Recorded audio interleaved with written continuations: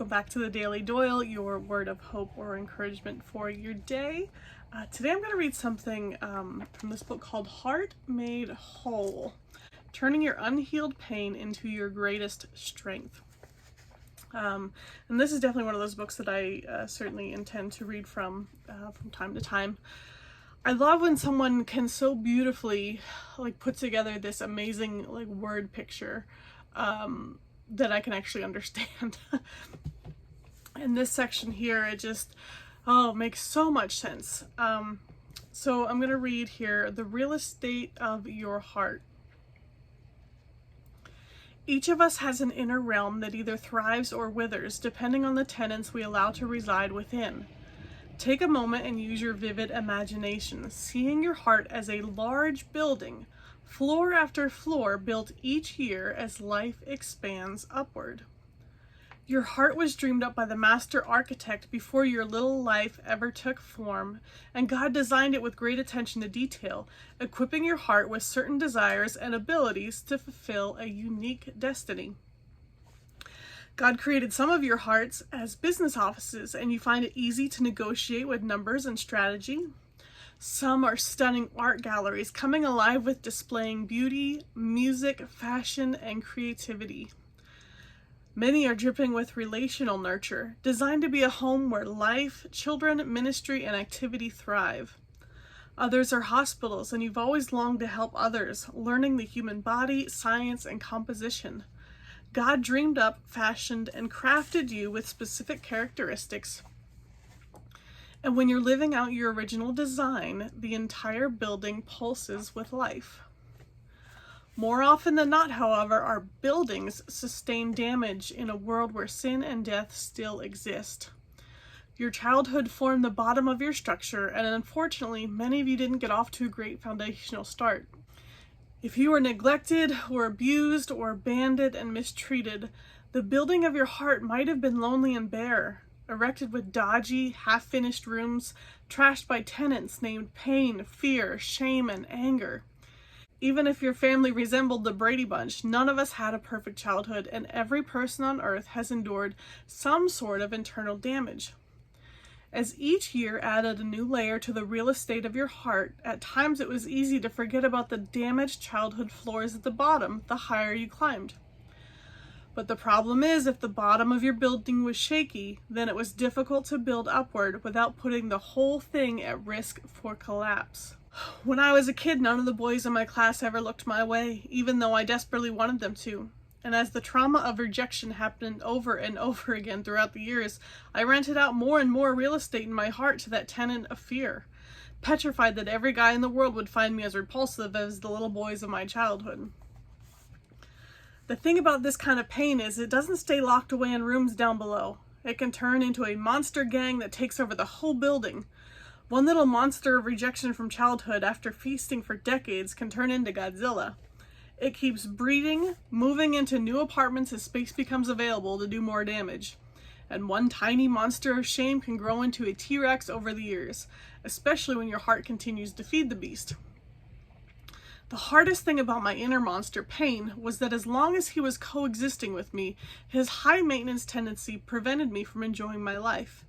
Because I had to focus on him all the time, afraid that I wouldn't be able to keep him hidden and appeased, I lived in constant fear and anxiety. I couldn't turn around and focus on friendships without him interfering and messing things up, or plan out my future without his fearful input and lies. He loved rearing his head at the most inopportune times to sabotage romantic love, letting me know I wasn't worthy of things like that. If a boy started coming around and getting too close, I'd make sure to act so crazy that he'd end up running for the hills. My enemy pain would play old movies in my mind to remind me of my dirty past, my constant rejection and current struggles, jeering in contempt when I would burst into tears. Many times when I had finally had enough of Pain's ruthless antics, I would grab the keys to my heart back from his hands, serving him an angry eviction notice to vacate the premises. But every time he'd just laugh. "What are you gonna do without me?"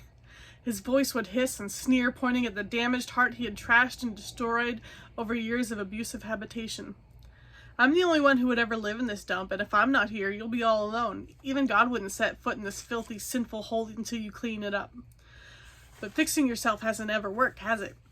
You might as well get used to me being around because you're never going to change, and I'm not ever going to leave. This pain monster had lived with me for such a long time I couldn't distinguish his voice from my own voice, his lies from my truth, and his heart from my heart. We had become so twisted into oneness that the tangled mess seemed more overwhelming to unravel than learning how to fly into space. I hated this monster and I didn't want him around, but without any strength to keep fighting, my only choice was to surrender and to try to cope with him being there. I had resigned myself to the fact that existence was synonymous with pain, and I needed to learn how to manage this reality in order to survive. As my heart succumbed to despair, the monster named Pain would throw his scaly arm around my shoulder and once again snatch the keys out of my hands back into his own. "Don't worry," he'd whisper into the darkness with an evil grin. "I'll take good care of you. Get used to this life, sweetie, because there's no cure for me." As long as the monster named Pain held the keys to my heart, he was in charge of the real estate inside.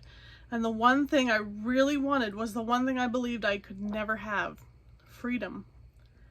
If you have old, unwanted heart tenants that you have never learned to evict, I promise you they are not going to leave your building on their own. Even though they're just renters on your property, if they're living inside, then you've allowed them to sign a lease agreement until you kick them out. The good news is, no matter how shaky your heart foundation might be, every person is wired up for electricity at birth. When God fashioned and created you, he wired himself into the framework of your being, hoping you would someday give him permission to hook your power source up to his. And as Jesus knocked on your front door with salvation and you invited him into your building, the Holy Spirit was like a worker from the electric company, plugging you into his eternal outlet of power. Because of his abiding presence inside, your entire heart will forever be capable of lighting up with new life. But just because your electricity is turned on doesn't mean the entire building uses it.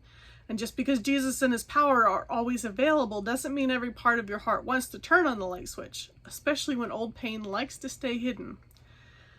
In the case of my own heart, I found that nasty tenants like fear, shame, bitterness, and anger enjoyed hanging out in dark rooms, boarding up their windows, and locking doors to stay concealed.